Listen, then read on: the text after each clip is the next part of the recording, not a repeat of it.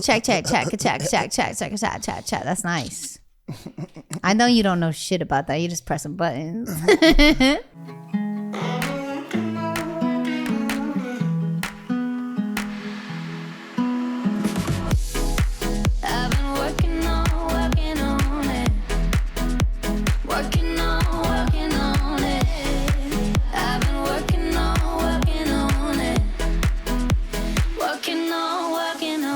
Friends and family, welcome back to another episode of Workin On It Pod. We got the legendary Teddy Swims in the building, dude. Just snacking away, dude. Yeah. Hey, enjoy that food. I hope it doesn't sound like the whole time he's doing that intro. I hope it doesn't sound like an ASMR where I'm just like, No, you're good, sorry if man. I ruined that Snacking. incredible I'm glad someone's intro. snacking, dude. My mom put out all these My lovely mom snacks. worked so and hard on those snacks. I think you're the and nobody eats. first person that like. Hey, Just, man, if you ain't snacking, you're lacking. You know what I'm saying? yeah, that's You heard me? Yeah, her. That's excellent. Well, thank you so much for being here. Oh, my pleasure. You were like yesterday in the UK, right, or somewhere? You're on Thursday tour. night I got here, yeah. Are you in the middle of tour? It's over. Oh, finally thank God. It's done. 3 months we did it. And Damn. Our European stuff was supposed to be before North American, like, so we're going to have like a week or so off, but Omicron had something to say about that. Yep. And so we basically had like an off day and then flew to Europe and started like right away. So it's been like 3 months just go. And I've never done a tour really like No that way. ever in my life, Like Was it awesome? It was awesome, but I feel like I've definitely aged. Tour is the hardest part for me, for sure. Every tour I've done, I've succeeded barely. I barely make it out alive. And then I get a vocal surgery because I can't believe your voice is here right now. Wait, and the last one you had to? Yeah, dude. That was my shit. second surgery because of No tour. way. Yeah, because I need to learn how to lip sync. And you're not even like... You have stronger You're not even vocal boozing cords. on tour. You're not I'm even going to like bed. you get to burn the candle on both ends a little. Man, I have that was the thing. So when we got to Europe, I was like, we had did like almost 2 months in America, and I was just sending it, my boy, like tying one off and like 3 sheets to the wind, and I was like really dying at the end. We ended in Atlanta, which is my hometown, and we ended 2 nights in Atlanta, and so I do this split every night where I go split? down. Yeah, I go down and our song 911, I do this little split. Oh, little yes. Rick James moment, right? And, Yep, I've seen this. I remember getting up the first night in Atlanta and being like, oh, I just completely blew that. I know something went wrong. Oh, no. I woke up the next day and I could hardly walk. I had the back of my thigh from like the top, like right under my ass to my kneecap was just completely purple. Yeah. Just Purple? purple. Yanked my entire hamstring. So we're flying to Europe and I'm like, they put me in a little wheelchair because I couldn't even I couldn't walk. I could not walk when I was coming into Europe. It was insane. And so I finally, when we got to Europe, I was like, you know what, man, I'm going to take 2 weeks, just not do anything at all. Okay, that's what you meant by chilling. Okay, and so I was like, I'm gonna make sure that I can even do a show without drinking because I just, not that I can't, but also like, you get a couple, get feeling good, you like doing the whole like thing, and so I like to have a couple before I go on. We do this thing called Power Hour, and so our set was at 8:45, so 7:45 to 8:45. It's game time. Hour. It's game time, baby. This man's just living my dream. I wish this is what I wanted to do on the tour. Because I was drinking alone on your tour. If I drink a second, I'll forget words. I'll forget dance moves. Like I couldn't imagine. I have to be a sober person. God, I am What do you drink before you're on stage? tequila. But how much? Like a lot of it. And you sound that good? A lot of it. When I tell you a lot of it. See, so you can just like function. I mean, some people, yeah. I can Yeah. function. It's okay to curse. yeah. Okay, Fuck yeah. Okay, I can function so shit faced. It's insane. Like it's really my tolerance is okay. So like backtrack last year because we were just talking about getting like diet right and lose it. So back this time last year I had lost about 60 pounds. I was about 300, and so I cut out beer altogether. And I was like, I'm gonna just drink bourbon and tequila on ice, just cut all the bullshit out. Well, what I did was like definitely cut out a lot of calories and stuff that's in beer and all the bullshit in beer, but I definitely, the time it takes me to drink a double tequila versus the time it takes me to drink a beer is, the tequila goes down faster than the beer. So now my tolerance is just through the roof. So like my liver and my kidney are probably failing, but I'm a little skinnier than I was, So. I was going to say. On the outside, I'm thriving. Yeah. I was like, you tried to tell me you gained 15 on tour. I was like, you look smaller than when you were here last time. I love to hear it. We love to hear it. And that's what you get when you don't drink beer and you just fucking... tequila. Yeah. Stick to tequila. Yeah, the skinny drinks. As long as you're living it up on the road, I would recommend be careful when you are off the road and you're just alone. I started drinking alone too much, and it caught up to me, and that's where it gets a little dicey. And now he's sober. Now I'm sober. But on the road, I did exactly what. So, I don't know how you sang though, because I would just film, and I'm like, dude, I can't imagine putting on a show right now. Just talking for me, like if they were like, she has like 8 interviews, and then we're gonna do the meet and greet, and then the show. I was like, guys, I can't sing a whole show if I'm talking all day. Like that's how weak my voice was. Yeah, no way. And then they'd be like, come out to the parties. I was like, I gotta go to bed. It's 11 p.m. Like I gotta get on the bus. Complete opposite. And then I'd be like, Ryan, go out for me. And he could hang all night and drink anything, and his tolerance was great. I never had to worry he would make an ass of himself. And then slowly over a bunch of years, that turned into a quick problem. But like, the COVID. That quarantine really hit. So I just drank every day. Same, yeah. And I was like, I can't, because all I did was just drink tequila. I was like, I got to switch to Bud Light because I'll be drinking all day. So I was drinking like probably 10 to 18 Bud Lights throughout the day though. Yeah, that's it. And then I would ask them, I'm like, which one is this? They're like, it's water. Yeah. I was like, I wouldn't count the Bud Lights. Yeah, but what's so crazy too is that, man, I just tweeted that the other day. I was like, I said I wasn't drinking today, but good for me. Beer's not drinking. So. Yeah. I definitely had the same mindset. Yeah. I did last year. I did about 3 months sober, and like I said, the beginning of a Europe tour, I did 2 weeks, and every once in a while, I have to like just kind of like do a stint of not drinking at all, just to like make sure. You gotta check yourself. Yeah, I could check, but also I had a friend of mine told me not too long ago where. I was like, all right, I was doing a month off before, and I was like, yeah, see, I just did a whole month off drinking. I don't have a problem. And he's like, ultimately you can not have a problem, but you can have a dependency. And if you're like rewarding yourself for a month off of booze, then like you might be a little bit dependent, my boy. I would do sober Octobers. And then I started adding an extra month because I was like, man, this is because be literally a bit much. But the whole time I would do those sober months, all I could think about was drinking, and by the end of it I was like, fuck yeah, I could drink again, and it would just be extra. Sober Octobers literally told me and my managers and my parents were like, oh, there's no problem, he could be sober for a whole month. And like, then I remember one of those months, it was he like couldn't make it and was like, well, fuck it, I made it to like the 30th, that's fine. And I was like, it was during the quarantine, bro. Quarantine that's what it was. It fucked me up. But it was for the best because like when we were just traveling all the time, you can kind of hide it. You can keep it moving. But dude, you're a fucking rock star. I would live it up. Also, man. Sometimes I don't know. I know this amazing singer who's like super successful, but I'm not going to call him out because he hasn't talked about this publicly. But he told me like I would have a drink and I'd go do my show, and he was singing, and he would have like whiskey and then one day his heart was so bad that the doctor's like, you have to stop drinking. And he's like, okay, I'll stop the drinking. And he couldn't, his vocal cords like couldn't keep up with his show because I guess the drink would make him relax. Yeah, your body. And then without that relaxing, he'd go all tense. And then he was like, this is fucked up now. And I don't know, not to scare you, but like there's... I'm sorry. Poor man just wants to live his life on tour. I know. We're like, talking to a sober guy and a bomb just being like, I can't drink. That's crazy. No, but he had to like but by all means, live it up, though. Live it up. I'll just live vicariously through you. But isn't that crazy? No, my doctor, one of my doctors told me like there's some people like Rihanna can smoke a blunt and go sing a whole show, and that's fine. And like you're probably I can't get high before a show, dude. We had so while we were on tour, we did these meet and greets, and I'd have like 100 people a night before a show, and doing this meet and greet, and so for those couple weeks I didn't drink.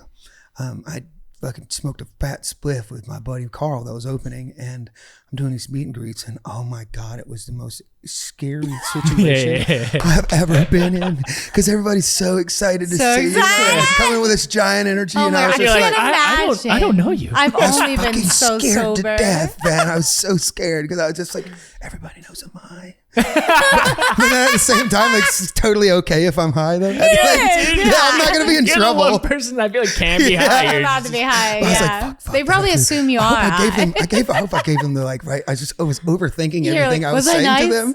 Yeah. Oh shit, was I addicted then? That's amazing.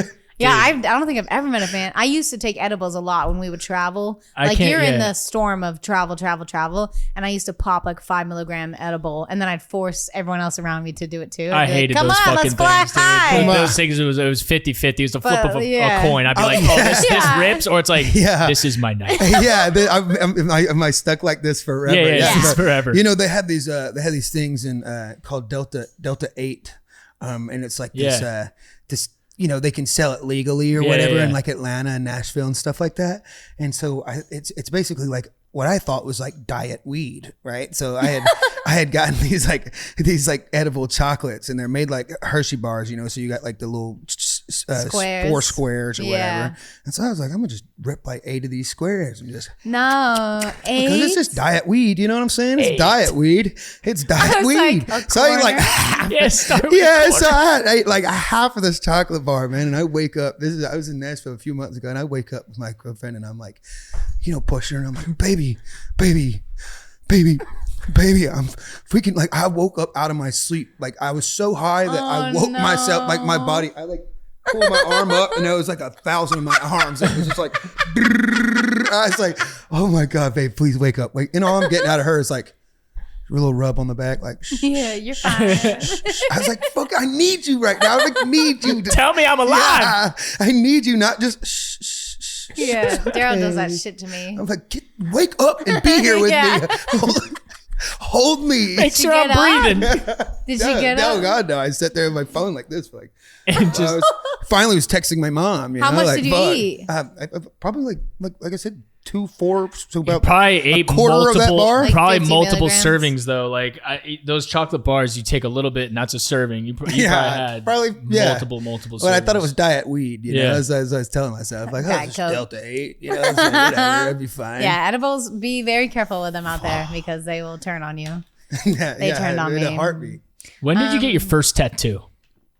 So I got my first tattoo when I was 16. I went to Florida, and I was in Orlando with my family, and you know, in Florida, you can, with parents' consent, you can get tattooed at 16. Of course. Florida. My mom was remarried at the time, so I like begged her, like, please, can we just go get a tattoo? I really want to get a tattoo. Like, I wanted it so bad. And I didn't even have my license. So I had her like FedEx overnight my license to Orlando. We went to like 5 different tattoo shops, and nobody would buy it because she's got a different last name because she's remarried. And we finally found this lady, and it was right by Disney World too. So of course they're like hiking it the hell up, right? I get this little cross right here on my bicep, you know, like and it had my real last name, Dimsdale, established 1992. And these little I was the hardcore douchebag tattoo. Wow. That's awesome. It was so trash, dude. I remember. Did you love it though? Oh God, man. I was coming into football practice, cutting my sleeves off, Hell like walking yeah. in there like, fuck Fuck yeah. I'm yetted. Like, I was fucking living it. Like, I was the fucking coolest dude I knew. Wow. And of course, that was the first tattoo I ended up covering because it was. Dude, really? Yeah, it was garbage. It was like, why? I mean, the tattoo was well done. Like, she worked well with the idea I gave her, but like. Yeah, it's tough. Like, that's what's hard. Like, everyone's asking us if we'll ever get tattoos, but like, our I don't dad trust made it. Myself. Yeah. But our dad was just like, no tattoos, because I feel like I always wanted one, but then I'm very indecisive with everything in life, and I would end up probably covering them all or being like, what am I feel like I'm a different person every 5 years. Like, we're not. Yeah, I definitely. I'm clearly not the guy to give any tattoo advice. If you're not watching it, you're just listening. This man is covered in tattoos. Yeah, I was about to say, like, don't ever get a tattoo at 16 because your mind's going to change. But also, I'm not the guy to give the advice here on the guy to. I was never going to get my face tattooed at all, and then I really. It looks sick. What's on your right cheek? What's this? A Band-Aid? Yeah. So I got that, and so the last time we did our first tour right before the shutdown, I had gotten like my little logo on one of these sides right over here, tattooed in the green room in Atlanta. So it's just kind of like a rite of passage that at the end of a tour, I get my face tattooed in the green room. Okay. Sick. And so we came up with these. I get pizza. Yeah. It's like the same. Yeah, but it's except like you can same. you can burn those I can calories. poop it out later. Yeah, you know what I'm saying?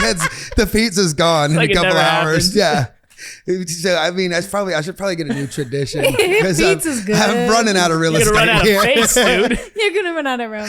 I'm running out of fucking face real estate here, but I don't know. I just kept getting away from me, and like every time I get one, I like always find myself getting one like, and then looking at myself in the mirror and be like, no, this is tasteful for face tattoos, and then I get this Band-Aid and I'm like, oh fuck, no, I think I can need one like right here to like balance it out. It or, did. Like, you're right. Those are good. So like now that I did this one, I feel like that needs one right here so I can like keep the framing and the balance right. But it's also I don't think so. I don't think it's also the same way with side. getting tattoos, or like, you know, when I was younger and I first started stretching my ears, it was like I would get to like half an inch and I'd be like, this is fucking massive. And then the next day I'd be like, oh, these things are tiny, man. I got to stretch again. You know, I got to stretch. So it's like, I think it really is. You're a stretcher. It's just this addiction of like, yeah. You know, like. We had a phase where we would dye his hair. That was fun. Yeah, it was a good time. Because it just grows in. Got it out of my system. Tried every color. And now I'm good. Almost 30. I did no it. more. So my mom, you know, I grew up, my mom was a hairstylist. And so like my entire life when I was a little kid, I was like always, even my football teams, like we would just dye half of my head, like both sides. So you've always been colors cool and, like, and creative. Yeah, I remember 9/11 happened. My mom had did like this whole side of my head blue, red, and like a white stripe down the middle. And I'm like in like 4th grade or something at the time. She used to just dye my shit all the time, and just to get like obviously just better at it because she was kind of coming into the business. She just practice. Yeah. I mean, dude, I literally was. That's great. I've had everything in my face pierced when I was a senior in high school. You got your ears pierced. Yeah, I tried that. I mean, I'm just not cool enough to pull off the fully yadded look. I want sleeves. Megan's like, don't do it. You know, don't do it. What are you gonna write on there? And you got a I don't know. What am I gonna? You got a hot bod too. I know, dude. My body's only getting hotter. Yeah, golf. Sober. What June 1st, 2020 fucking whatever year. No. Yeah, you get this fucking X's, man. Straight edge, you, Megan.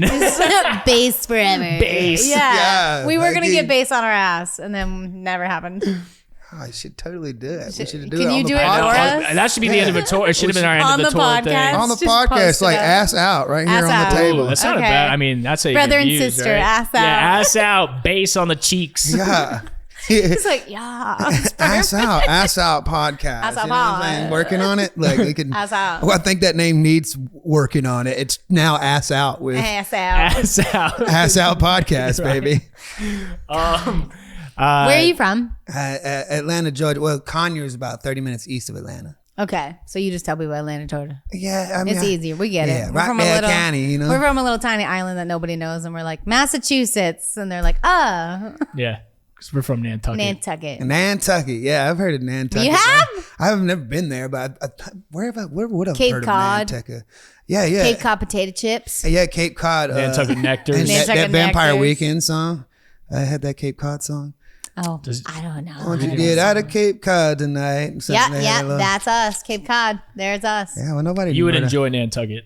It's a good time. Yeah, big day drinking spot. If you like day drinking, I do love them day drinking. You would love it. That's the spot. Yeah, nobody wrote a song about Rockdale County, man. Well, except for me, but I was like, you can do it. Yeah, you did it. When did you start like singing and getting into music? So I got into so my best friend Jesse. We met when we were in 6th grade, but in the 8th grade, going into 9th grade summer, he was always playing guitar and stuff, and I like wanted to be a screamer in a band forever, and I was like, kind of was my thing. But I saw his dad in his garage one time. First time I went over to Jesse's house, his dad was like playing guitar and singing and like strumming away, singing that "Wanted, Dead or Alive," and I watched him like over the PA, and I was like just in his garage, and I told Jesse, I was like, "Dude, your dad is so fucking bad. I gotta be that guy. Yes. I want to do that, you know." And so started like, you know, singing with Jesse, and I mean, we were horrible when we first started.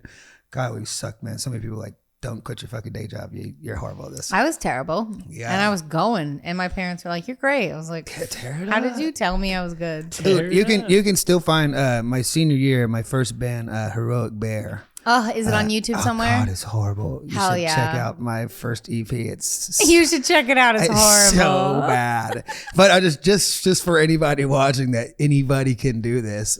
You know, because I always get this question people ask all the time, like, when did you discover you could sing like that? Yeah. As if it was just like I was just like born with it. And my friends were like, "What the fuck was that, dude?" And I'm like, "Oh shit, did you just hear what came out of my mouth? I got a voice of an angel. What the fuck was that?" Yeah. Some guys claim that happens. They're like, "I used to be a rapper, but then one day I just started singing like this." I'm like, "Fuck you. Yeah, you should get out of here. Get out of here." No, man, because it takes all this hard work and I make my decisions, you know, and I like really dove into this and fell in love with this.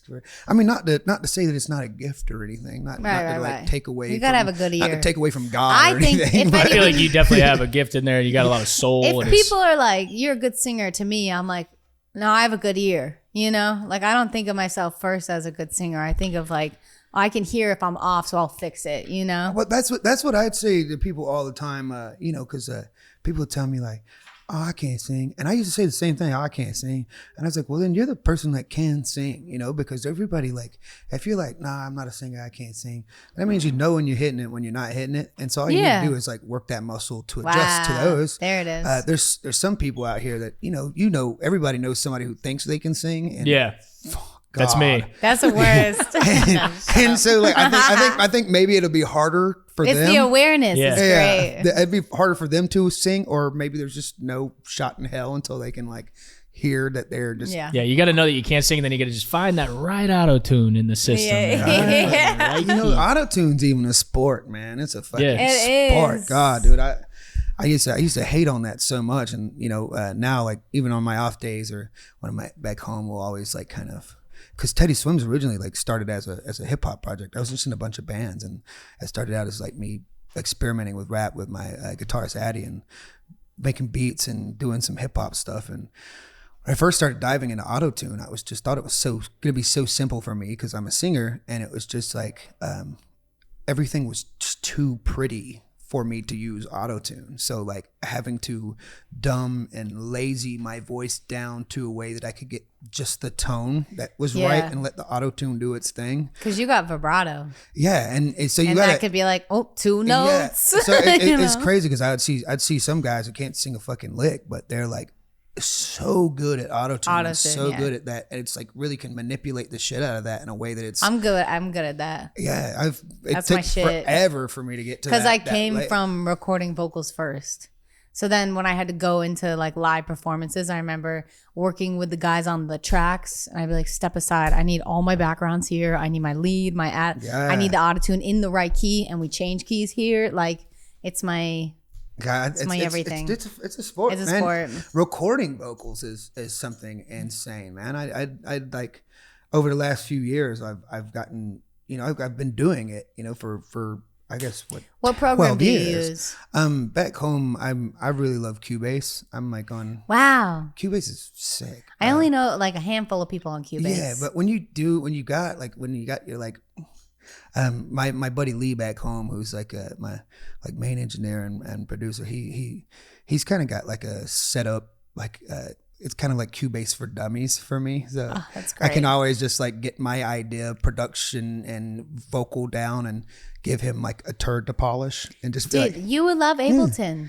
You know how we use Pro Tools down there and Logic. Cubase is another one. It's another one. Logic's dope too. I used Logic for a while. Ableton is so good. It's so easy. Isn't that kind of like it's like Logic. But isn't Ableton kind of do like patterns like Fruity Loops kind of does? Like you have to get like patterns or something. You copy and paste. Oh damn! I should check. You duplicate. It's so easy. I think we run our tracks on our tours through Ableton, I believe. Oh wow, I do Pro Tools, so that's good to know. We could do Ableton. I think. Sorry, nobody knows what we're talking about. I'm a little lost, but it's interesting. No, sorry. The reason why you're here today, also, I haven't talked about it. Yeah, we're just talking shit. I have a song out called. It's not even out. Is it out? It's out in 2 days. Bad for me. Bad for me. Yeah, what a record too. What a big record with you, Teddy record. Swims. Yeah. And I wrote it with Rabel and Stint. I don't know their last name because Angels they suck. of My Life too. Angels. First time I met them. And really? Yep. And I went through something Soup's personal, Soup's emotional, Soup's draining and miserable. And I worked with my therapist through it. And I went to the studio and wrote this chorus. And then Rabel and Stink came over the next day for a session, and I played them that. I was like, what do you think about this? Not knowing who they were. And Rabel was like, oh, I've recently been sober, so I know all about this. And I was like, oh, cool. Oh, wow. So he helped me with the lyrics and the chorus too. And like, I think he made that line, which is everyone's favorite, is your best intentions end up hurting me.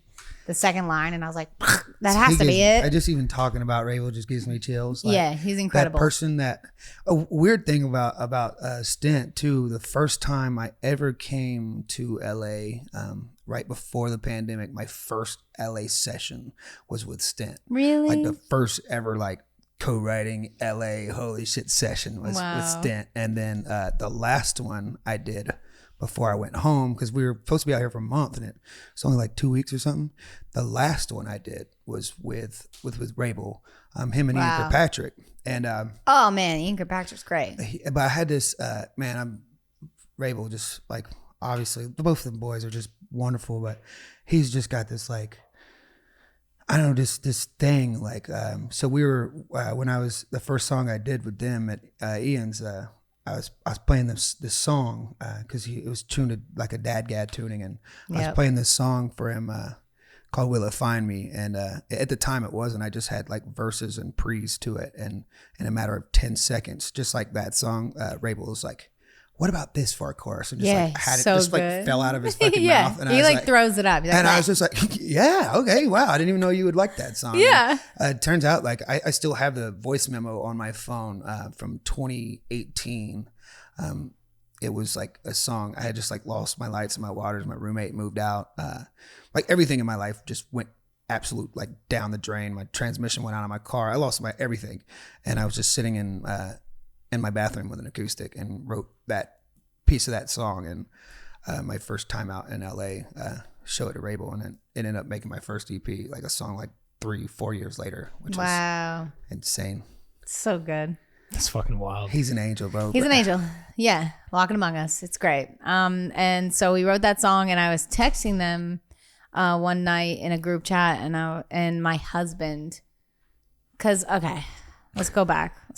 My dad sent me Your Song Broke, your YouTube video forever ago. Yeah, because you reached out to me on Twitter, like, hell yeah, I tweeted that shit. Yeah, like, dude, if I like something, I tweet it and I Instagram it. That's the only time I'm on Twitter. Forever ago, because I remember shitting my pants and telling Luke, like, oh my God, Meghan Trainor just hit me up. Was like, how did you get this song? And I was like, I wrote it. Meghan Trainor just hit me up. Oh my God, I was like freaking the fuck out. We were like literally in our studio, so like good. In our studio in our basement at the time. All 12 of us like, fucking Meghan Trainor just hit me up with the shit. Like, dude, it was crazy. I can't imagine that. Yeah, like false. You? It was crazy. It was yeah. So I was screaming that, you responded, and then I turned everyone in this household Teddy Swim fans into Teddy Swim fans.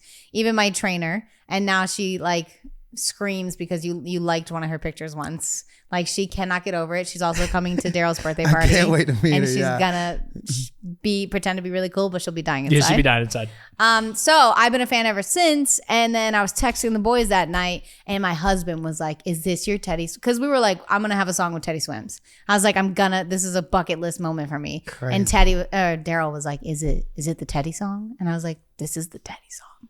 And I texted them. I said, a dream, I don't know if it needs a duet, but a dream for me would be this guy Teddy Swims. And they were both like, "We know him." And I was like, "No, you fucking don't." And we were texting like, dreams do come true. And then they put us in a group chat with Teddy Swims. And I was like, I was like, ask him if it's okay if I have his number. And they were like, okay. And they put us in a group chat, and I was in bed screaming. Like I was like, Daryl, it's all because of you. And we were all texting each other. Yeah, the last time I came over, your parents were here too. Because they're such big fans. My dad's like, when is Teddy coming? I was my like, dad will just sit and watch your music videos. And he did. He came in the studio and just watched me cut Teddy's vocals. Yeah, the first thing he said too, he's like, see, I mean, your dad is like the best, and he, like, best A&R in the fucking world, obviously. He is, like, obviously. No, my whole family does my entire album. Like they run this shit for me. It's great because they have good taste and input, you know. But my dad recently was on a walk and he ate shit and he's sweet and he falls a lot and he had a fat fucking big that's when he first met Teddy. That bleeding in his head and he's like, nothing will stop me. I'm coming over. I was like, okay. And he was like, I'll just have a fun joke for when they walk in. Because he was hiding for a while. So he was hiding. You're important. He was like, you should do the other guy. Like he made the whole thing. And I was like, okay. But he was playing it cool, but he was in shock that you were here. And now we have this gorgeous song. I cut your vocals. Yeah, it was a dream to cut your vocals because I've always listened to them, and I was like, I'm recording them. Oh, dude, it was such a crazy thing to see you record yours too. When you would go back and do backgrounds to whatever I was doing or harmonies. Or recutting something to fit. I was so nervous. Timing. I was like, oh no, he has to watch me sing now. Dude, Meghan's a freak on the setup that you have for you to engineer yours, or just like the way you work together, or just like, oh, I got this, and just while she's singing, just like it's trippy, clickety clacking and singing away, and it was just like nails. J Train loves like cutting her vocals because he could just sit there and she just fucking does everything. He's like, yeah, you got it. Dude, it's nuts, man. It's truly like something that she's a robot. It was so fast and like so quick. I've been doing it done. over 10 years. I was like you're 13. Yeah. I'm 28 now, so I better be good by now. Yeah, but like that is like forever. Like, when I say like recording vocals is a fucking absolute sport, and it's like something you gotta. It's my favorite thing too because my OCD, like cleaning them up and lining the timing. Oh, sit there for hours, and I'll be like, I will clean this up. I moved your shit around too. Sorry, but I was like, I'm gonna give him some swag, and I like. See, I wish I had that. I wish I had that in me to over. I don't know, to do things like, because I'm to some degree I'm so like jaded by like when I record something, I'm like, nah, I recorded it, it's done. I'm not doing that again. I'm not doing that again, because if I do it again, then it's gonna lose everything that it had already.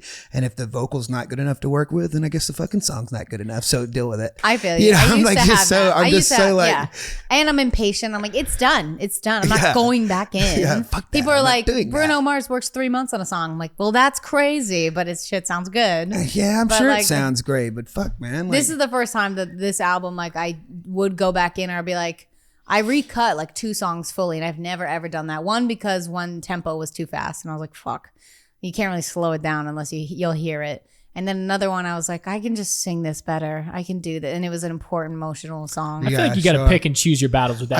I mean, the other side of that is you can make yourself go crazy trying to make everything fucking perfect and doing it over and over. That's and over also again. my issue is like, I'm a perfectionist, and I'm my hardest critic. I'm you got to know where to draw that line. Where people are like, your voice is great. I'm like, it was a garbage take. Like, and I'll cut myself and be like, you dumb bitch, you don't know the words. And I'm like, okay, relax. Yeah, it's truly insane, because I recently, there's this girl that taught me so much about singing. I was in theater with, and her name's Carson Thompson. Like, most incredible voice you'll ever hear in your life, like out of this fucking world, but never wanted to like pursue music at all. You know, she's like, I'm just kind of a passionate listener. You know what it's like? You're a superstar and like drop dead gorgeous and beautiful, crazy voice. And one time I was bringing her into the studio to like, you know, I was like, I want you to just come in and write a song with me and like write a verse for it. And I remember her recording herself and it taking like forever, because she just was not used to the headphones and that, and being on there, and also like hearing her voice back, you know, because I think there's this like a piece of everybody that hates their own voice a little bit. Yeah. You know, I think that's only the sole reason why I got dynamically decent at singing, so that way, like if I go hear myself singing, I can be like, same. Well, technically and dynamically, that kid sings really well. But the tone of my voice is just so like fucking. I mean, even I go back and hear myself talking like on something like this. Oh my god! I'm like, that's me. I'm Nemo. Yeah, I think I hated like editing these in the beginning, also because I was like freshly sober. had to relearn how to talk. I feel like my brain was broken. I just had permanent wet brain. And now I'm like okay with watching myself back. It takes a while. But it's a skill though, for sure, recording your vocals. Like I had a song with Michael Bublé, and he's used to singing with his whole orchestra in one room. Must be nice. And we were at like Max Martin Studios, and he was in the booth, and he went in and did like 100 takes and was like, I can't hear myself well. And then I went in, did it in one take, and he was like, must be nice. What the fuck is that? And I was like, I do this. I only do this. Yeah. Like, this is my world. My dad just walked in because he's a fucking Star fan. Yeah, Oh yeah, I said my He's dog. starstruck. Hi, Dad. My dog. Oh, he Yeah, doesn't come come on say in and say hi. He don't give a Hey, fuck. big bro. Big fan. Looking good, baby. Yeah, he's all here. House He's is got coming that along fresh tan. great too, man. Yeah, we working on it. So yeah, Bad For Me, this song, I send it to you, and usually I send it to songwriters and they're like, let me write a verse. And we were like, write a verse, whatever you want to do. And you're like, it's great. Or like, you were just I'm like, not gonna touch that. you were Not like, I'm hell, honored no. to be on this song. And I was like, Well, he likes the writing. I think that's something too. I've been really trying to learn how to, deal with as well. Is that like knowing when something's done and when it doesn't need my input. You know what I mean? Like when it doesn't need me to like come in there and be like, I think I should change this line to this because I need to be. This needs to be me. I don't know. It's just like I had this thing for so long that I was doing that with so many and like had this like fear of even just in general just cutting out side songs. I had this just like yeah, I had that. No, I would never. Dude, You know the one I she didn't? has come to me with songs, and I go, "Why did you?" Well, talk to me the first? only one that I fucked up was why don't you just meet me in the middle? She I never, said no she to that. never approached me Because with this information. that was a hard I go, vocal. You said no. He's so mad at me. It was. I knew one I of the couldn't sing it. biggest songs. I knew I couldn't sing it. But one song I did say yes to was "If I Was You, I'd Wanna Be Me Too." Yeah. Because Ricky Reed, I was writing with him anyways, and he was like, "By the way, Jason Derulo did this one song for me, and it's amazing, but he won't put it out. Will you hear it?" And I was like, "Yeah." And I changed a few melodies, but that was like my first jump out of like, I didn't write this from scratch. This wasn't my thing, but it's so me that I can turn it into my thing. Well, see, and that's Yeah. the thing about like even my favorite singers. Like you got Michael Jackson. You got like Marvin Gaye. Like the best A&Rs in the world know themselves so well, just how to authentically bring themselves to a song and know exactly how to say what needs to be said and be genuinely moved by something. Like I was when I heard that song. Like genuinely moved by those lyrics and those words and those melodies and also like the group of people that was already there. I like, how am I ever gonna like stint you, Rabel? Like, how am I like what needs to be said that wasn't already said? It was destiny. But I did the same thing like how you did with the middle. Right at the beginning of the pandemic, I got this song sent to me called "Holy" that Justin Bieber ended up putting out, right? And at the time, I was just like, no, I don't think that's for me, man. I don't think that's for me. And my label was like, this is a bona fide hit, man. John Bellion wrote it. You need to I cut love this me some song. John Bellion. You need to cut this song. And it was no doubt in my mind this song was an absolute smash. It was no doubt in my mind. But it was just like, as somebody that grew up also like ultimately in a gospel situation, there's I don't want to like downplay the song because the song's incredible, but there's this there's Marvin Sapp and there's Jesus Culture, you know what I'm saying? There's Hillsongs United and like Jason Nelson, and it's two different types of gospel music. Yeah, and I thought that one was a little too Hillsongs United for me. Okay, and so I wanted to like kind of try to bring this like gospel like heavy playership to it, and they were like, no, I mean, don't change John Bellion's production. This song's already a massive hit. And so I was like, all right, I'll just try to sing it. And I just, ultimately like it wouldn't have been a hit if I would have put that out. It just wouldn't have worked for me. It had to be Justin Bieber connecting with it, putting chants on it, them having that moment. So like ultimately like Middle was probably it definitely was a massive success, but like it might have not been and that like for you, Maren is amazing, and she sings that. She sings it perfectly. She sings it like it's easy. Yeah. That would have been like the hardest song for me to sing over and over again. Nah, I would have been like, no thanks. Like, It was perfect it's destiny. It's nice of you to hook JB up with a little hit song. Good for you, Teddy. At least I because of you, that song is out. Nah, he wasn't hurting. He wasn't hurting for hits. I promise you that. He was not lacking. I'm still lacking for hits. So I mean, but yeah, you're welcome, JB. Yeah. But yeah, so all that was like, you just came over and sang the song, and you were just like the loveliest person. Everyone, when I say Teddy Swims, Teddy Swims, they're like, oh yeah, that singer. And then I show them who you are, and they're like, oh, that guy.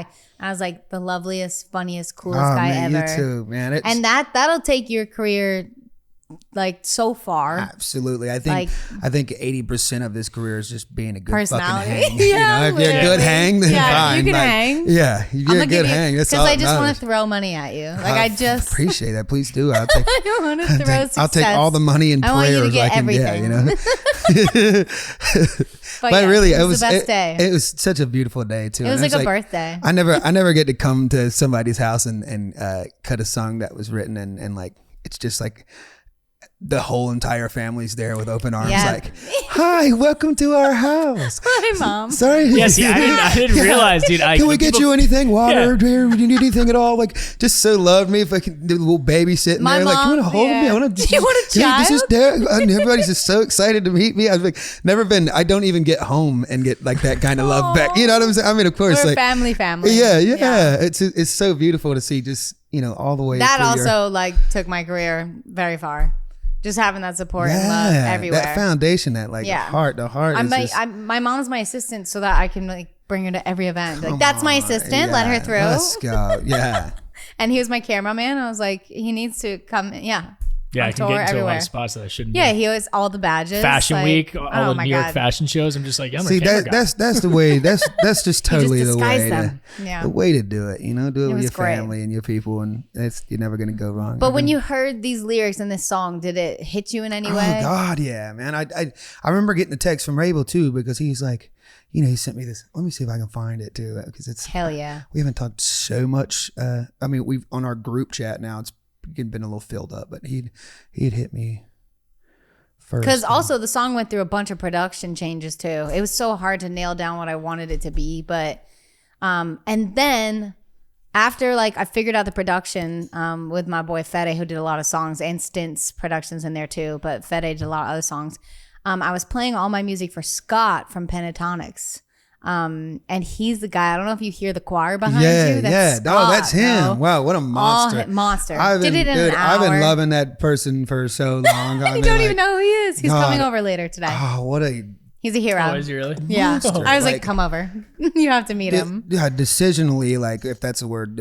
Decisionally, yeah. Okay, yeah. So look. He sends me a hi. Hope you're well and hope it's been a nice new year so far. So I spent the day with Stint and Meghan Trainor. We wrote this around the idea she had. We've been texting after the session. She just like, oh my God, I want to sing this with Teddy Swim. Does anyone know him? And I was like, I love him. Yes. Super day of rough up demo, but wanted to share it with you. See if you'd be open. And she would like to add that she worships you and still loves you if it's a no. I said because I'm so fucking terrified of denial or whatever. What's it called? Yeah, I'm so scared you would say no. Rejection. Yeah. That I was like, tell him no brainer. It's okay. I still worship him. I still love him, even if it's a no. I would, and to be honest, like I would have still been like, even if it was B+, I'd have been like, yeah, you're damn right I'm coming. But like hearing the song, I immediately was like, dude, I floored. Like what a and it's also something that I've been dealing with like a lot of things lately too, and this year as it's been is like trying to get myself to the idea of normalizing that I have issues mentally and like and emotionally. Right there with you, bro. Yeah, we're all here. It's okay. Yeah, and so that song really did a lot for me as far as like great. That just the ideal and the talking about it because I have recently been trying to start writing those things and trying to ease myself to get into therapy. It's not that I think it's stupid or nobody should. I think everybody should. I think everybody should have Ryan. it. Took me a long time. Everybody Literally, should do if you watch this from podcast, the beginning of I go, Ryan, you should do therapy because I will never. I go, shut the fuck up. Yeah. And 6 months later, popped in there. I had like very specific trauma. Yeah, exactly. That I had to go through. Have that, and then after like 4 rounds, she was like, "You're good. Call me if you need me, but this was great for you." The best thing about therapy is there's also different types there's different selections you can get with therapists. Like my therapist specifically works with famous moms, and I'm like, this is exactly what I need. I know you could have like someone who works with celebrities or new celebrities and how to cope with that. Yeah, because that's a whole mind fuck of itself. It sure fucking is. And like. You might lose a bunch of friends, but like it's for the best, but you can't see that yet. Like it's a hard transition. Wait until you're ready and just be like, all right, cool. I'm had ready like for this. And then you could always switch it up. You go to someone and you're like, I'm not vibing. He had specific trauma. There's trauma therapists. There's a whole slew of them. And so to say like I've really this year and that song I think was sent to be February or something, right? And I think that is right when I needed to discuss, and it's also changed my view on writing even moving forward, so to be able to talk about that openly and be okay with it.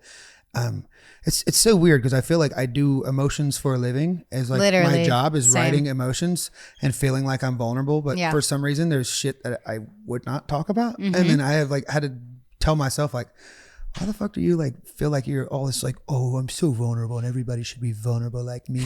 And then there's shit you're like holding like a little baby that you're scared to talk about with those any are fucking your demons. body. Yeah. And so I think that was, that song for me was just I absolutely came at a perfect time. Something I needed to hear. Friends that I needed to have. Oh my God, I'm gonna help you out so much. Yeah. And I like after a few years of being famous, had a mental collapse and ate too much edibles and had panic attacks. And then I couldn't stop the panic attacks. And a doctor finally said, your chemicals are like this. You're imbalanced. And I went on antidepressants, still on them, still like through my pregnancy, everything. Did it the safe way. And people were like, I can't go on those. It'll make me less creative. I'm more creative because I don't have the shaky fucking panic. Like there's ways to survive and like, and if you ask for help, you can get some help, which is great. But it took me years to figure that out. We slowly helped Ryan figure that out. Hey, well, I'm right behind you. Come on in, brother. What a great. I love brothers. I'll take another one. Yeah, I don't have any sisters, so you know what I'm saying. Let's get them in. And what a perfect month too. It's a PTSD awareness month. Yep, I didn't even know that. You told me that. I was like, dude, everyone because on TikTok I promoted just the course of it. So you're a secret still. Well, probably not now, but you're my little secret. And then I texted you. I was like, dude, everyone can relate to this. And you're like, well, it's PTSD month too. So it's perfect time. God. I mean, it really is a perfect time and perfect song. I was worried like, oh no, a slower song for the summer. No, turns out everybody's still sad in the summer. People sad in the summer. People are sad in the summer, especially people like me who are not the first to take their shirt off at the bar. You know what I'm saying? I grew up on a beach town, bro. My friends like, where's your bikini? My friends like, it was literally torture growing up on this beach island. Like, who am I? What the fuck was that sentence? But all my friends were like, where's your bikini? We're going to the beach. And I was like, I don't have a bathing suit. A tankini. Tankinis, bitch. Tankini, baby. I was like, oh man, my parents are making me work again. I can't do it. Sorry, guys. Because I didn't know. I'm changing my name. Body test, though? I'm changing my name to Teddy Tankini. Teddy Tankini. Teddy Tankini, baby. Out here for the season, baby. That's actually fire. It's hot boy summer. That's what we started talking about, dude. My outfits for this music video we're about to shoot. Yeah. Oh, so exciting. Hopefully it's coming out in 2 days. If we edit it and bring it back, it's gonna be great. We're shooting it in such a short time. It's gonna be great. And like it's just artistic and beautiful. And my outfits are, I'm showing some skin. Yeah, go girl. Some arms. Go girl. Arms. A little arm action. Okay. One outfit, there's a lot showing, but we got a spray tan. We look good. Yeah. Look at you, confidence. See, I love any chance to get dressed up and just be. You have a fitting today. Elegant, yeah. I love getting in a suit. I know. Suit's the best. God, I love it. I was like, let's see Teddy in a suit. I hit Courtney, my person, about it, and I was like, look, before you buy stuff, just know that the last time you had these, I might have gained 10, 15 pounds. So just get everything a size or two bigger, some options. I love that. I tell them that too. When they ask me, I fucking hate it. They'll ask me like, how do you feel? And I'm like, you mean how big am I? Yeah. I'm like, never been smaller, but bloated. So fucking get big ones. How do you feel? And also all skinny baby. Yeah, skinny. Imagine I was like, I feel so thin right now. But like we're trying to do like high fashion for me. And like you'll find out why later, but we're trying to like be elevated. She's a mother. She's giving, and all the high fashion clothes though are like sample sizes. Yeah, teensy. Size 2, which I'm not, and they're see through. So I put on these dresses and I'm like, what are we going to do about the nipple showing? Like what? Love that for you. Yeah, I love that for you. It's like a mission. There's no way. I got to do the behind the scenes. I covered it up. I was like, guys, we want this music video to play on television. So right. Can't show my gene. I realized too, spending the last month in like Europe, I'd go buy clothes and I'm used to buying an XL for a top, get a little XL t-shirt, no big deal. Always fits like a glove. Perfect. And XL in fucking Europe is a goddamn crop top. Oh, it's so it's a crop top. I'm like, that is not an extra large guy. It's a youth medium. America's medium. Yeah. America's bigger. It's a youth medium. This is not. Every time we would go shopping, I forget where we were in London. I was like, because I'm rocking XL too. I'm like, this is tiny. I was like, remember we went to the one place and I was like, nothing in this whole floor fits me. And you were like, oh no. I was like, I hate this place. Yeah, I'm having to buy a 3X out there if I can even find them, and I felt like so just self-conscious every time I walked into a store. I was like, you have any 3Xs? But I'm not any bigger than I was in XL in America. But for some reason, calling it 3X, God forbid, I feel like a fat fuck. They're like, ew, what do you mean 3X? No, we don't sell that here. This is a Hollister, sir. No, I wasn't in Hollister. Hollister, don't come for me. Yeah. This is a Hollister. We do not do anything bigger than a large. If they have it. Oh, that's well, this was awesome. Okay, what else? Yeah. I think we're golden. We never write down what we're going to say or do. We're frankly lazy. Well, the song is fucking amazing. Couldn't be at a better time. Thank you for being on my first single on this It's like album. You're perfect for this incredible song. It sounds timeless and it's... I was going to sing the shit out of this. Ultimate combo, man. Yep. Yeah, I knew as soon as I heard it, I said, I'm going to sing the shit out of this song. I'm going to make sure that they hear it. And it's like, yep, that's the way it belongs. So... I had to have it. I'd say and then incredible. We're going to write a whole album. It's going to be great. That's what we talked about the day we were cutting it. We're like, what is our album going to be called? We're working on it. I say it all the time. It's crazy. Them Train and Teddy Tankini. Teddy Tankini. Yeah, baby. We just call the album Tankinis. Okay. We love you, Teddy Swims. Thank you for honoring Where us. can they find you? All your socials? Teddy Swims and just I think I have a Wikipedia now. You can Google me. Hell yeah, you do. Nice. Before that, it was saying that I was like 5'6", 145 pounds or something. It was way off. So just so they can update the Wikipedia as well. I need to say it on a press moment. I'm 6'4". There it is. So I'm 6'4". Now it's on press. So put that on the Wikipedia. 6'4". Teddy Swim. 6'4". Mama will put it in for you in the Wikipedia. Yeah, update it. Find me on Wikipedia. 6'4". Teddy Swims. Okay, all right, thank you guys for listening and watching. Working on the pod, all socials. Check out the new single. And the new single, Bad For Me. Thanks. Yeah, baby. Okay,